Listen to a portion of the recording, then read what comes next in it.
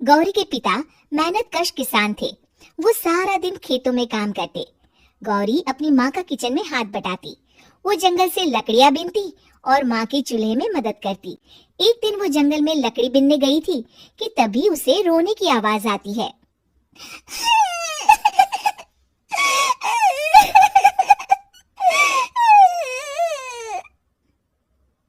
अरे, यहाँ कौन रो रहा है? इस जंगल में भला किसी के रोने की आवाज? जरूर कोई जंगल में फंस गया होगा। वो देखती है तो उसे एक परी दिखाई देती है जिसका एक पंख टूटा होता है। अरे, तुम कौन हो और क्यों रो रही हो? मैं परीलोक की रानी हूँ। पृथ्वीलोक में घूमने आई थी, लेकिन देखो ना, मेरे पंख ही टूट गए। अब मैं कैसे उड़ान भरूंगी? अरे, इसे जोड़ना तो आसान है। रुको, मैं अभी जोड़ देती हूँ। ये कहकर गौरी लकड़ी और रस्सी की सहायता से पंखों को जोड़ देती है। परी अपने जुड़े हुए पंखों को देखकर खुश हो जाती है और गौरी को वरदान देती है कि वो पूर्णिमा की रात किसी भी चीज को हाथ लगाएगी तो वो सोने की हो जाएगी। लेकिन गलती से अगर उसने किसी इंसान को छू लिया तो वो अगली पूर्णिमा तक सोने का ही रहेगा। गौरी घर आती है और सारी बात अपने माता पिता को बताती है। गौरी की माँ उसे कहती है, तू भी ना गौरी, सारा दिन परियों की कहानियां पढ़कर स्वप्न लोक में ही रहती है। नहीं माँ, मैं सच बोल रही हूँ। देखो, आज पूर्णिमा की रात है ना, इसलिए डर के मारे मैं कोई सामान भी नहीं छू रही हूँ। अच्छा, ऐसी बात है बिटिया रानी, तो जरा इस घड़े को हाथ लगा दे। गौरी घड़े को जैसे ही हाथ लगाती है वो सोने का हो जाता है। गौरी के माता पिता घड़े को देखकर हैरान रह जाते हैं। अगले दिन गौरी के पिता उस घड़े को सुनार के पास बेचने जाते हैं तो रास्ते में उन्हें कंचा काकी मिलती है। वो सोने का घड़ा देखकर गौरी के पिता से पूछती है, अरे गौरी के बापू, ये पीतल तो बड़ा चमक रहा है। अरे काकी, ये पीतल नहीं, सोना है, सोना बेचने ले जा रहा हूँ। अरे कहीं कोई लॉटरी लग गई है क्या? इतना सोना? गौरी के पिता काकी को गौरी को परी द्वारा दिए वरदान के बारे में बताते हैं। काकी गौरी के पिता की बात सुनकर सोच में पड़ जाती है और फिर अगले दिन काकी गौरी के घर आती है।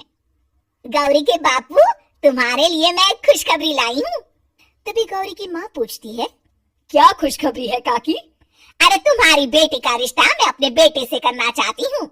अरे, कब तक अपनी सयानी लड़की को घर पर बिठा कर रखोगी? हाँ, देखो काकी, मैं ऐसे ही व्यक्ति से अपनी बेटी की शादी कराऊंगा जो गौरी के वरदान से नहीं, उसके गुणों को समझे। अरे, हमें तो गौरी के गुण अच्छे लगे, इसीलिए तो आ गई हूँ मैं। फिर गौरी के माँ बाप मान जाते हैं और उसकी शादी काकी के बेटे से हो जाती है। अगले दिन, अरे गौरी, कल पूर्णिमा की रात है। तुम्हारे पिताजी परी के वरदान के बारे में बता रहे थे, तो मैं ना कुछ चीजें रख दूंगी, जरा हाथ लगा देना। तभी गौरी का पति वहां आ जाता है और अपनी माँ से कहता है, माँ, क्या जरूरत है गौरी के वरदान को इस्तेमाल करने की? वैसे भी मेरी मेहनत से घर तो चल ही रहा है ना। और गौरी के पिता ने भी यही कहा था कि वो ऐसे ही व्यक्ति से उनकी बेटी की शादी करेंगे जो गौरी के वरदान से नहीं, उसके गुणों को समझे। अरे बस कर किताबी बातें। तेरे लिए क्या लड़कियों की कमी थी जो मैं ये किसान की बेटी घर ले आती? और सुन गौरी, कल अगर तूने सारी चीजों को सोने का नहीं किया तो मैं तुझे घर से निकाल दूंगी और अपने बेटे की दूसरी शादी करवा दूंगी, समझी? इतना कहकर गौरी की सास वहां से चली जाती है।